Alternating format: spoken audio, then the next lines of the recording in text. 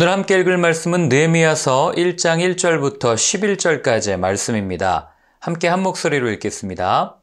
하가랴의 아들 느헤미야의 말이라. 아닥사스다 왕 제20년 기슬루월에 내가 수상궁에 있는데 내 형제들 가운데 하나인 하나니가 두어 사람과 함께 유다에서 내게 이르렀기로 내가 그 사로잡힘을 면하고 남아있는 유다와 예루살렘 사람들의 형편을 물은즉 그들이 내게 이르되 사로잡힘을 면하고 남아있는 자들이 그 지방 거기에서 큰 환난을 당하고 능욕을 받으며 예루살렘 성은 허물어지고 성문들은 불탔다 하는지라. 내가 이 말을 듣고 앉아서 울고 수일 동안 슬퍼하며 하늘의 하나님 앞에 금식하며 기도하여 이르되 하늘의 하나님 여호와 크고 두려우신 하나님이여 주를 사랑하고 주의 계명을 지키는 자에게 언약을 지키시며 긍휼을 베푸시는 주여 간구하나이다. 이제 종이 주의 종들인 이스라엘 자손을 위하여 주야로 기도하오며 우리 이스라엘 자손이 주께 범죄한 죄들을 자복하오니 주는 귀를 기울이시며 눈을 여시사 종의 기도를 들으시옵소서. 나와 내 아버지의 집이 범죄하여 주를 향하여 크게 악을 행하여 주께서 주의 종 모세에게 명령하신 계명과 율례와 규례를 지키지 아니하였나이다. 옛적에 주께서 주의 종 모세에게 명령하여 이르시되 만일 너희가 범죄하면 내가 너희를 여러 나라 가운데에 흩을 것이요 만일 내게로 돌아와 내 계명을 지켜 행하면 너희 쫓긴 자가 하늘 끝에 있을지라도 내가 거기서부터 그들을 모아 내 이름을 두려고 택한 곳에 돌아오게 하리라 하신 말씀을 이제 청하건대 기억하옵소서. 이들은 주께서 일찍이 큰 권능과 강한 손으로 구속하신 주의 종들이요 주의 백성이니이다. 주여 구하오니 귀를 기울이사 종의 기도와 주의 이름을 경외하기를 기뻐하는 종들의 기도를 들으시고 오늘 종이 형통하여 이 사람들 앞에서 은혜를 입게 하옵소서 하였나니 그때에 내가 왕의 술관원이 되었느니라. 아멘. 새해 하나님의 크신 은혜가 늘 충만하기를 기도합니다. 지난 2020년은 코로나19로 인해서 참 많은 것을 경험했던 한 해였습니다. 우리가 그동안 해왔던 모든 기준들, 또 모든 것들이 멈춰지고 그리고 그 기준들을 다시 한번 성찰하고 하나님께서 원하시는 교회의 모습은 어떠한 것인지를 다시 한번 우리가 돌아보면서 본질로 돌아가기 위해서 많은 수고와 또 몸부림을 쳤던 한 해가 아니었나 이렇게 생각이 됩니다. 그래서 이런 시기를 보면 지금이 그 어느 때보다도 기도가 정말 필요한 때다라는 생각이 있어서 오늘부터 14일 동안 나라와 민족을 위한 숨터 예배, 이 기도회를 진행하려고 합니다. 함께 시청하시는 여러분들도 아침 또는 저녁에 일정 시간을 좀 이렇게 내셔서 나라와 민족을 위해서 우리가 함께 마음을 다하여서 집중적으로 좀 함께 기도하는 시간을 가졌으면 좋겠습니다. 이 기간에 어떤 말씀을 나눌까 많이 기도했고 또 많이 고민했습니다. 요한 일서를 계속해서 나눌까도 생각을 했지만 그러나 기도할 때마다 하나님께서 주셨던 마음은 모든 것이 불에 타고 무너져 있던 그 예루살렘을 다시 재건하는 그런 느헤미야의 모습을 자꾸 보여주셨어요. 그 모습을 통해서 오늘날 많은 것들이 무너져 있고 또 많은 것들이 허물어져 있는 이때에 하나님께서 우리 가운데 어떤 것을 원하시는지를 그 마음을 좀 함께 나누는 그런 아침 예배 시간들이 되었으면 좋겠습니다. 자, 먼저 우리 느헤미야 1장 1절부터 3절까지를 함께 같이 읽겠습니다. 하가랴의 아들 느헤미야의 말이라. 아닥사스다 왕 제20년 기슬루월에 내가 수상궁에 있는데 내 형제들 가운데 하나인 하나니가 두어 사람과 함께 유다에서 내게 이르렀기로 내가 그 사로잡힘을 면하고 남아있는 유다와 예루살렘 사람들의 형편을 물은즉 그들이 내게 이르되 사로잡힘을 면하고 남아있는 자들이 그 지방 거기에서 큰 환난을 당하고 능욕을 받으며 예루살렘 성은 허물어지고 성문들은 불탔다 하는지라. 아멘.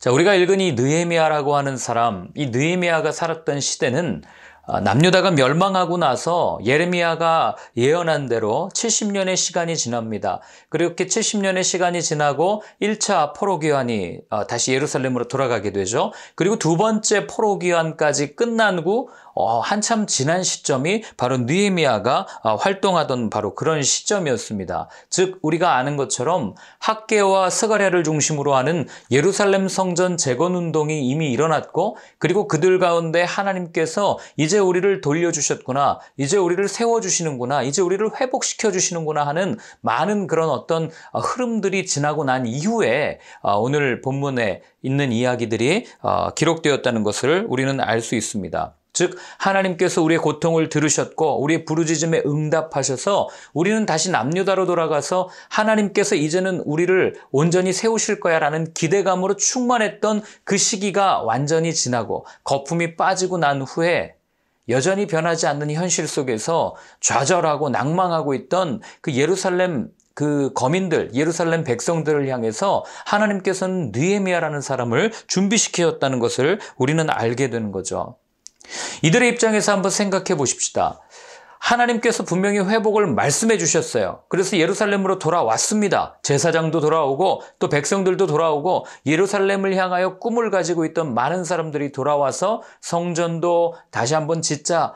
그리고 우리가 하나님을 향해서 열심을 가지고 다시 한번 하나님의 말씀 안에 살자라고 하는 분위기가 정말 이렇게 많이 무르익었다가 그리고 나서 예루살렘에 도착해서 그런 삶을 살았죠. 그러나 돌아와 보니 아무것도 변한 것 없는 그런 현실 속에서 눈앞에 성문은 다 불타 있고 성벽도 다 불타 있고 그래서 이들이 열심을 내서 성전도 한번 재건해 보려고 하지만 시간이 지나면 지날수록 성전 재건에 대한 꿈은 사라지고 그냥 마치 불에 탄 성벽 그 현장이 보여주듯이 그 자리에 그냥 주저앉아서 자기들의 먹고 살 것을 걱정해야 하는 그런 여러 가지 어려운 현실들이 이 느헤미야서의 배경이라는 것을 우리는 알게 됩니다. 이때 학개가 어떤 주장을 합니까? 우리 학개서에 보는 것처럼 우리 빨리 하나님의 성전을 지어야 된다라고 주장을 하고 그렇게 외치게 됩니다. 왜 외쳤는가? 이게 이제 이 배경을 이해하는 키포인트인데 포로에서 돌아온 이후에 처음에는 열정을 가지고 건축했겠죠. 그러나 여러분 솔로몬 시대에도 성전을 지을 때 어마어마한 양의 물자가 필요했는데 이때는 어떻겠어요? 더군다나 이때는 거대한 나라를 이루고 있었던 것도 아니고 포로로 끌려갔다가 돌아와서 모두가 다 이 잿더미가 된 그런 현실 속에서 지어야 한다고 생각하니 얼마나 더 많은 비용이 들었겠냐고요. 그런데 이들에게 돈이 어디 있어요? 그러니 처음에는 십시일반 모아서 우리가 가지고 있는 것, 우리 광야 때처럼 모세에게 드렸던 것처럼 우리가 조금씩 모아서 한번 지어보자라고 했지만 그러나 현실은 그렇게 만만치 않죠. 그 거대한 성전을 이들이 무슨 수로 재건하고 또 어떻게 그걸 유지할 수 있겠어요? 그러니 하다가 먹고 사는 것도 힘든 시기에 무슨 성전 건축이냐 하고 주저앉아 있을 때에 하나님께서는 학개 선지자를 통해서 너희들이 지금 마음에 두고 있는 게 뭐냐? 이들은 성전보다 우리가 거주해야 될 집을 짓는 게 맞지 않겠냐? 우리가 조금 더 편안하게 먹고 살 우리의 거주 환경을 만들고 나서 그리고 나서 하나님의 성전을 짓는 게 맞지 않겠냐라고 하는 이런 쪽으로 많이 이렇게 바뀌어 있었던 시기였어요. 그러니 그때 하나님께서는 이들에게 묻는 거예요. 너희들의 마음속에는 과연 무엇이 들어있냐? 너희들의 마음 가운데는 내가 들어있냐? 아니면 너희들이 편리하게 살고자 하는 너희들의 욕심이 들어있냐? 그거를 학개 선지자를 통해서 성전을 재건하라고 하는 그 메시지를 통해서 알려주시는 거죠. 우선순위에서 하나님이 완전히 밀려버린 그런 현실을 우리에게 들려준 겁니다. 여러분 이런 역사는요 우리나라도 예전에 한번 경험했습니다. 이들이 이제 하나님이 우리를 회복시켜 주실 거야 하고 하는 그 마음을 가지고 이 땅에 왔지만 그러나 여전히 변하지 않는 이런 현실, 아니 어쩌면 오히려 이전보다 더 힘든 그런 모습들, 아니 하나님께서 회복시켜 주신다고 했는데 왜 우리는 이런 현실을 살아야 되는가? 우리나라도요 1903년에 보면은 원산에서 부흥운동이 일어났습니다. 그런데 원산에서 부흥운동이 일어나면 여러분 우리가 부흥을 경험하면 어떤 일들을 기대합니까? 이제 교회가 커지고 나라가 부강해지고 하나님께서 원하시는 대로 하나님의 뜻이 이루어질 거라고 생각하지만 여러분 역사적 사건을 보면 1903년 부흥운동 이후에 일본과의 1차, 2차 협약이 일어났고 그때 을사조약을 체결하게 됩니다. 그리고 시간이 지나서 1907년에 우리가 잘 아는 평양 대부흥운동이 일어나요. 평양 대부흥운동이 일어난 이후에도 정말 얼마나 이 민족이 하나님 앞에 돌아가려고 그렇게 발버둥을 쳤어요. 모든 술집이 문을 닫고 자기가 잘못한 것들을 다 고백하는 그런 일들을 경험했지만 그러나 이들이 처해있던 현실은요. 헤이그 밀사 사건으로 고종이 폐위되는 일들을 경험해야 했고 그리고 또 어떤 일이 일어납니까? 그로 인해서 그 정미의병이 일어나잖아요. 나라를 빼앗긴 그런 여러 가지 되찾고자 하는 일들이 일어나고 하나님께서 부흥을 허락해 주셨고 하나님의 말씀대로 살겠다는 결단이 있었음에도 불구하고 이들에게 주어진 현실은 여전히 하나님을 찾을 수밖에 없는, 하나님께 부르짖을 수밖에 없는 그런 현실에 처해 있었다는 거죠. 현실은 전혀 변하지 않는 그런 일들이 일어난 겁니다. 이런 상황이 오면은요, 여러분 속된 말로, 요즘 말로 현타가 오죠. 아니, 하나님께서 회복시켜 주신다고 했는데. 그런데 왜 우리는 이런 모습을, 이런 어려움을 겪어야 됩니까? 라는 그런 원망 또는 불평도 하게 되고, 그리고 도대체 하나님의 약속은 무엇인가? 하나님은 도대체 우리가 하나님을 믿는다는 것은 무엇인가? 이런 질문들이 막 일어나지 않았겠어요? 여러분, 이런 똑같은 상황 가운데 느헤미야는 어떤 불평이나 어떤 원망도 하지 않았다는 게 중요합니다. 느헤미야는 어떻게 합니까? 오히려 더욱더 적극적으로 방법을 찾았습니다. 보통 어려움이 우리 앞에 오면은요, 여러분, 우리는 현실을 도망치거나 아니면 회피하거나 아니면 그냥 거기에 적응해서 지내는 게 그냥 우리의 일반적인 모습이지만 느헤미야는 그렇게 하지 않았어요. 현실을 분명하게 직시했습니다. 그리고 그 가운데 어떤 문제가 있는지를 파악했어요. 오늘 본문에도 보면 예루살렘에서 온 형제들에게 형편을 물었죠. 그곳의 상황이 어떠한지, 성전은 어떻게 됐는지, 성벽은 또 어떻게 됐는지, 그리고 그곳에 사는 사람들의 모습은 어떠한지를 아주 세세하게 물었을 겁니다. 그리고 나서 자기의 힘으로는 도저히 예루살렘을 회복시킬 수가 없구나라는 것을 알았겠죠. 그리고 나서 그가 주저앉습니까? 아니면 현실에서 그냥 회피합니까? 아니면 도망칩니까? 그렇지 않아요. 그는 오히려 그런 상황일 때 더 하나님께 매달리면서 하나님의 뜻을 구했던 모습을 우리에게 들려줍니다. 자, 우리 4절을 한번 같이 읽어보겠습니다. 내가 이 말을 듣고 앉아서 울고 수일 동안 슬퍼하며 하늘의 하나님 앞에 금식하며 기도하여. 아멘. 자, 여러분, 느헤미야의 입장에서 한번 생각해 보세요. 사실 느헤미야가 지금 있는 곳은 수상궁이에요. 우리 다니엘 8장에서 나왔었잖아요. 이 바벨론 제국의 겨울 왕국이 있었던, 겨울 왕국이래요. 겨울 왕궁이 있었던 그런 곳입니다. 그러니 비록 포로고 비록 노예 신분이지만 그러나 이미 정치적으로 또는 여러 가지 사회적으로 자리를 잡고 있었다는 것을 우리는 알게 되죠. 그러니 더 이상 슬퍼할 필요도 없어요. 이 수상궁에서 예루살렘까지 거리는 약 1400km에서 1600km 정도 되는 거리죠. 이 당시 교통수단을 사용하면 약 2달 정도 걸리는 거리가 바로 이런 거리였어요. 비록 타국에 살고 있지만 잠깐 그냥 내가 예루살렘 출신이란 것만 조금 잊어버리면, 예루살렘이 우리 선조들이 살았던 땅이라는 것을 잊어버리면 전혀 걱정하지 않고 잘 먹고 잘 살 수 있는 입장에 바로 느헤미야의 삶이었다는 거죠. 여러분, 오늘날도 보세요. 멀리 떨어져 있는데 나라 걱정에 잠 못 이루고 이틀, 3일 잠 못 자고 눈물로 금식하면서 기도하는 분들이 과연 얼마나 되겠습니까? 예나 지금이나 자신이 직접 겪지 않은 일에 대해서는 별로 그렇게 관심을 갖지 않는 게 그게 그냥 우리의 삶이에요. 그러나 느헤미야는 어떻게 합니까? 관심을 가진 거죠. 남이 다쳐도요, 그냥 내일이 아니면 우리는 별로 신경 쓰지 않고 지나칠 때가 얼마나 많습니까?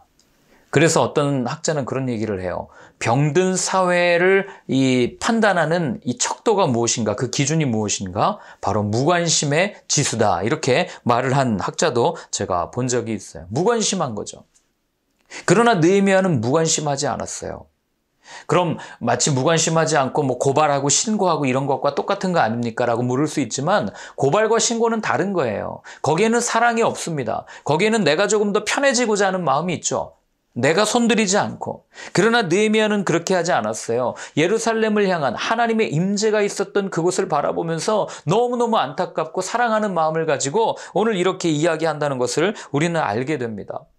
여러분, 그렇기 때문에 하나님이 어쩌면 이 시대에 우리를 그리스도인으로 부르셨다는 얘기는 우리 주변에 일어나는 많은 여러 가지 문제들을 그냥 간과하거나 보고 지나치라고 부르신 것이 아니라 관심을 가지고 그들 가운데 어떠한 하나님의 말씀이 필요한지, 그들 가운데 어떤 하나님의 공의와 정의가 필요한지, 또 어떤 하나님의 사랑이 필요한지를 분명하게 전하게 하기 위해서 우리를 그리스도인으로 부르셨을지도 모른다는 얘기죠. 복음서를 보세요. 예수님은 늘 관심이 있으셨어요. 예수님의 그 행적들을 보면 성전에서도 관심이 있으셨습니다. 그리고 또 갈릴리에서도 관심이 있었어요. 어느 곳에나 예수님이 계신 곳이라면 그곳에서 누구를 하나님의 자녀로 세워가야 하는가, 이것에 대해서 늘 관심이 있으셨어요. 예수님이 뭐 언제나 부자들에게만 관심이 있었습니까? 아니면 가난한 자들에만 관심이 있었습니까? 아니에요. 부자든 가난한 사람이든 정치인이든 군인이든 신분에 상관없이 자기 주변에 있는 모든 사람이라면 다 하나님의 자녀가 되게 하기 위해서 늘 관심 있게 지켜보시고 또 그렇게 다가가시고 행동하셨다는 것을 우리는 알게 되는 거죠.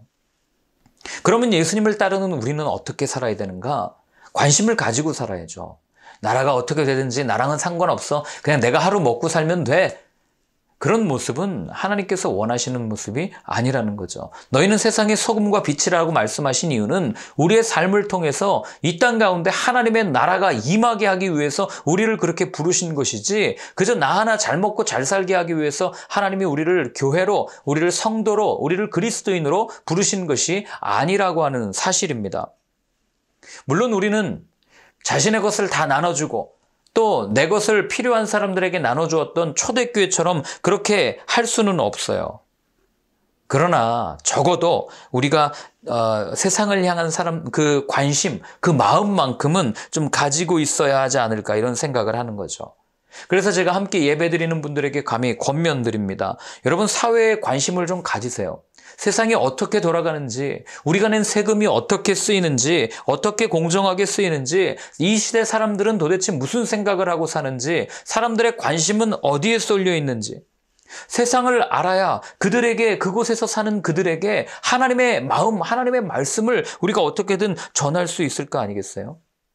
여러분, 세상과 나는 별개가 아니에요. 세상의 문제와 나의 문제는 별개의 문제가 아니라는 거예요. 같은 공간, 같은 문화, 같은 곳에서 살기 때문에 나와 함께 살아가는 사람들의 죄는요, 나의 죄다라고 인식하고 우리가 함께 회개해야 되는 거예요. 여러분, 교회를 볼 때도 오늘날 얼마나 교회가 많은 비난을 받습니까? 그 비난을 받는 모습을 보면서 이건 목사들의 잘못이야 라고만 치부할 것이 아니라, 여러분, 사실 가만히 보면 학력을 따져가면서 돈을 추구하도록 만든 우리 모두의 잘못이라는 것을 우리는 알게 되는 거죠. 그렇기 때문에 여러분, 우리가 지금이라도 예수 그리스도의 마음을 가지고 세상을 봐야 돼요. 세상을 바라볼 때, 이 하나님의 마음을 가지고 바라볼 때 하나님께서는 우리에게 하나님의 일들을 맡겨주실 거예요. 그 일을 위해서 저와 여러분들을 세상 한가운데서 불러내셨고, 그리고 그 세상으로 다시 보내셨단 말이죠. 5절부터 11절까지를 같이 한번 읽겠습니다. 이르되 하늘의 하나님 여호와 크고 두려우신 하나님이여, 주를 사랑하고 주의 계명을 지키는 자에게 언약을 지키시며 긍휼을 베푸시는 주여 간구하나이다. 이제 종이 주의 종들인 이스라엘 자손을 위하여 주야로 기도하오며 우리 이스라엘 자손이 주께 범죄한 죄들을 자복하오니 주는 귀를 기울이시며 눈을 여시사 종의 기도를 들으시옵소서. 나와 내 아버지의 집이 범죄하여 주를 향하여 크게 악을 행하여 주께서 주의 종 모세에게 명령하신 계명과 율례와 규례를 지키지 아니하였나이다.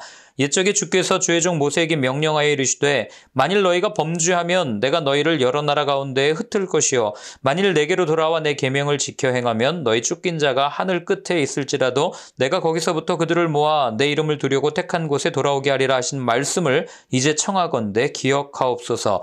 이들은 주께서 일찍이 큰 권능과 강한 손으로 구속하신 주의 종들이요 주의 백성이니이다. 주여 구하오니 귀를 기울이사 종의 기도와 주의 이름을 경외하기를 기뻐하는 종들의 기도를 들으시고 오늘 종이 형통하여 이 사람들 앞에서 은혜를 입게 하옵소서 하였나니 그때에 내가 왕의 술관원이 되었느니라.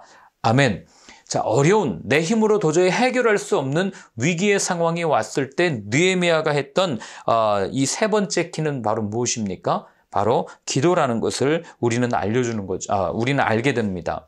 자, 느헤미야가 오늘 우리에게 들려주는 이 말씀들을 읽어보면 느헤미야가 드렸던 기도가 사실은 기도의 모범 답안이라는 것을 알게 됩니다. 자, 그는 먼저 어떤 기도를 드립니까? 5절에 보면 두려우신 하나님 이렇게 표현하고 있어요.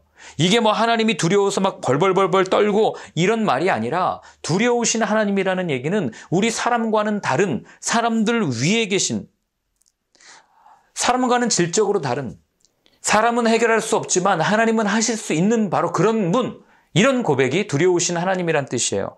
그런데 그런 분께 구하는데 무엇을 근거로 구하냐면 그 뒤에 나오잖아요. 약속을 지키시는 이에게 베푸시는 긍휼, 이거를 토대로 하나님께 기도합니다. 지금 그렇게 기도하는 거예요.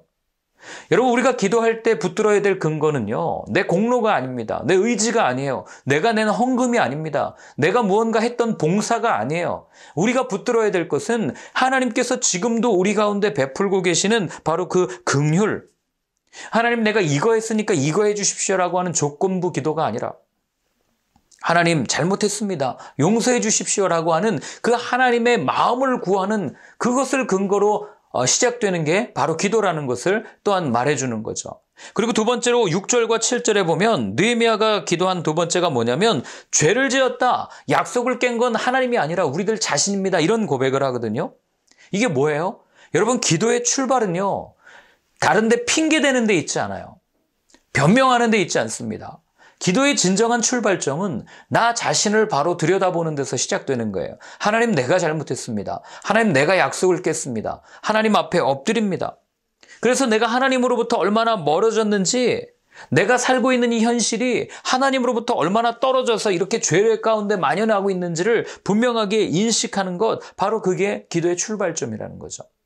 자, 그리고 세 번째로 8절부터 10절에 보면 느헤미야가 어떻게 기도합니까? 그럼에도 불구하고 하나님께서는 그럼에도 불구하고 이런 약속을 지키신다라고 하는 그 하나님의 약속을 붙들고 간구하는 것들을 보게 됩니다. 그러니까 이미 하나님께서 새 하늘과 새 땅, 그리고 새 예루살렘을 만들어 놓고 우리 가운데 분명히 때가 되면 열어주실 거다라고 하는 그 확신, 이것이 있었기 때문에 여러분, 믿음의 선조들은 어떤 어려움이 있어도 하나님 앞에 끝까지 붙들려 있을 수 있었던 이유가 아니겠습니까? 자, 그리고 네 번째로는 11절에 보면 느헤미야는 신기하게도 자기가 처해 있는 현실은 여전히 변한 게 없었잖아요. 그럼에도 불구하고 이미 이루어 주신 것처럼 기도했다는 거죠. 눈에 보이지 않아도, 귀에 들리지 않아도, 내 눈에 아무 증거 아니 배워도, 이 눈에 아무 증거 아니 배워도 믿음만을 가지고서 늘 걸었던 사람이 느헤미야. 그래서 주님도 말씀하시죠. 구한 것은 받은 줄로 좀 믿어라. 이게 예수님이 우리에게 요구하시는 기도의 응답에 대한 자세 아니겠어요? 이 믿음을 가지고 우리가 하나님께 구한 건 이미 하나님께서 이루어졌다, 이루어 주셨다, 아니 이미 이루어진 현실을 내가 걷고 있다라는 마음을 가지고 살기를 바라는 것, 이게 느헤미야가 드렸던 기도의 모습입니다. 자, 그러면 오늘 제가 느헤미야가 했던 세 가지 행동을 말씀드렸는데 눈치채셨을 거예요. 첫 번째는 무엇이었습니까? 처한 현실에서 도피하지 않았어요. 처한 현실 가운데 그 문제를 분명히 직시했죠. 그리고 두 번째는 뭐예요? 그 문제를 직시하면서 그곳에 있는 사람들과 또 자기가 풀어가야 할 여러 가지 문제들에 대해서 관심을 가졌어요. 여러분, 우리가 보통 문제가 생기면은요, 그 원인을 파악하죠. 도망치지 않으면 현실을 직시하고 원인을 파악하죠. 그리고 나서 문제에 관심을 가지기 시작합니다. 문제에 관심을 가지고 나서는 어떻게 해요?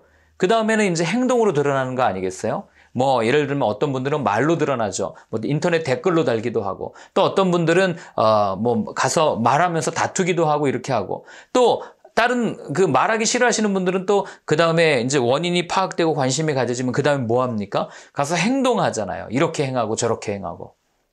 그런데 여러분, 느헤미야는 원인을 파악하고 현실을 직시하고 관심을 가지고 행동하기 바로 전에 한 가지를 더 했다는 거예요.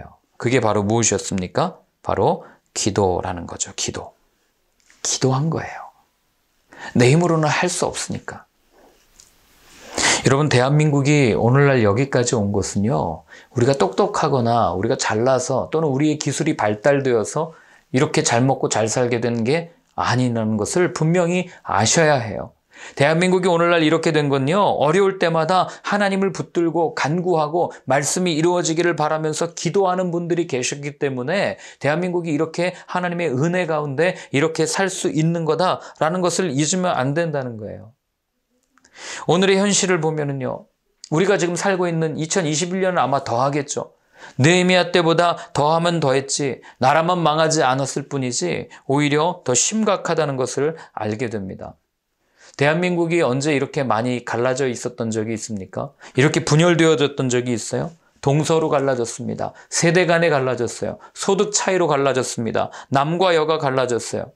더군다나 모든 기준이 다 무너져 버렸어요. 그냥 자기 상황에 처해서 이게 오르면 그냥 그때 그거에 오른 거고, 또 이 상황이 되면 이건 그른 게 돼버리는 말도 안 되는 이런 일들이 일어나고, 우린 또 그걸 보면서 포스트 모더니즘 시대의 특징이라고 그냥 치부하고 넘어가고 인권이라는 이름으로 얼마나 많은 죄가 아름답게 치장되고 있냐고요. 어느 때보다 자본주의 아래서 만몬이라는 우상을 섬기고 있고 나르시시즘의 최고봉, 실력이 최고라고 말하며 나만을 드러내야 한다고 하는 이 절대적 이기적인 사회를 우리는 살아가고 있지 않습니까? 교회는 그런 상황에 인정받고 또 칭찬받기 위해서 여기저기 눈치를 보면서 아무런 소리도 못하고 있고 이념에 복음이 가리워져서 서로 사랑하고 보다듬고 품어야 할 형제자매들이 이념 때문에 서로 나뉘어져서 네가 옳으니 내가 옳으니 비난하면서 싸우고 다투고 서로 헐뜯고 여러분 일일이 다 제가 말씀드릴 수 없지만 우리가 사는 이 시대가 얼마나 타락했고 얼마나 부패했고 얼마나 정말 나라가 망하기 일보 직전이라는 것 여러분들이 더 피부로 많이 와닿고 느끼시는 것 아니겠어요? 그러니 여러분 지금 뭐 해야 됩니까? 하나님 앞에 기도해야 될 때요. 그 어느 때보다도 우리가 무릎 꿇고 금식하면서 죄를 뒤집어 쓰고 하나님이 민족을 살려주십시오. 하나님이 민족 가운데 은혜를 주십시오. 하나님이 민족이 다시 한번 주님 앞에 서기를 원합니다라고 여러분 우리가 전심을 다하여서 기도해야 될 때가 바로 이때라는 거죠. 그래서 여러분 정말 이때 목숨 걸고 나라를 위해서 민족을 위해서 기도할 수 있는 저와 여러분들이 되었으면 좋겠어요. 그래서 이 14일 동안 기도회를 고민하면서 조금 무례하지만 이렇게 한번 시작하게 된 이유가 정말 기도 아니고는 이 나라가 회복될 수 없다는 것을 분명하게 알았기 때문에 여러분 함께 기도에 동참해 주십시오. 이 민족이 일어날 수 있도록 다시 한번 복음이 외쳐질 수 있도록 온 열방을 향하여 복음을 들고 나아가는 하나님의 제사장 민족이 될 수 있도록 여러분 우리가 합심하여 기도할 수 있는 신년 기도 모임이 되었으면 좋겠습니다. 함께 같이 기도하겠습니다. 오늘 한번 같이 기도할 때는 하나님 정말 이 민족을 붙잡아 주십시오. 이 민족을 세워주십시오. 이 민족 가운데 허락하신 우리에게 맡겨주신 하나님의 사명을 잘 감당할 수 있도록 도와주시고 무엇보다도 하나님 우리가 생각하고 우리가 무언가를 하기 이전에 무릎 꿇고 하나님의 뜻을 온전히 묻고 하나님께서 어떤 것을 원하시는지를 분명하게 깨닫고 순종할 수 있는 저희 모든 성도들, 모든 그리스도인들, 모든 교회가 되게 하여 주옵소서. 함께 같이 기도하겠습니다. 하나님 아버지, 저희들 함께 같이 나라와 민족을 위해서 기도합니다. 하나님 그 어느 때보다도 무릎 꿇고 정말 목숨을 다하여 기도해야 될 때임을 압니다. 하나님 악한 영은 수시로 우리를 회방하고 또 우리 가운데 믿음을 땅바닥에 던질 수 있도록 또 이 진리 가운데서 벗어날 수 있도록 그렇게 유혹하고 우리를 시험하는 때가 바로 이 때임을 압니다. 주님 그렇기 때문에 우리 가운데 다시 한번 우리에게 들려주신 그 복음, 우리에게 들려주신 그 진리 우리가 그 말씀대로 다시 한번 돌아가서 그 말씀에 순종할 수 있는 삶이 될 수 있도록 도와주시고 주님께서 원하시는 대로 이 민족이 다시 한번 무릎 꿇고 주님의 뜻대로 기도하며 순종하며 다시 한번 일어서는 저희 모두가 될 수 있도록 주여 인도하여 주시옵소서. 하나님 아버지 그 어느 때보다도 주님의 도움이 필요한 시대를 저희들 살아갑니다. 우리가 똑똑하고 또 우리가 잘나서 우리가 생각하는 또 우리가 바라는 대로 하나님 나아가는 삶이 아니라 이제는 철저하게 무릎 꿇고 엎드려 기도하며 하나님 앞에 하나님의 뜻을 묻고 한 걸음 한 걸음 더디지만 나아갈 수 있는 이 땅의 모든 교회와 모든 성도님들의 삶이 되어줄 수 있도록 그래서 하나님께서 원하시는 대로 하나님의 나라가 이 땅 가운데 임하여지는 것을 바라보는 저희 모두의 삶이 되게 하여 주옵소서. 이제는 우리 주 예수 그리스도의 크신 은혜와 하나님 아버지의 사랑과 성령의 인도하심이 나라를 위해 민족을 위해 목숨 걸고 기도 외에는 이런 이유가 나갈 수 없습니다. 기도만이 이 민족을 살릴 수 있는 길입니다. 다짐하며 결단하는 모든 분들 머리 위에 이제로부터 영원까지 늘 함께하여 주옵시기를 간절히 축원하옵나이다. 아멘.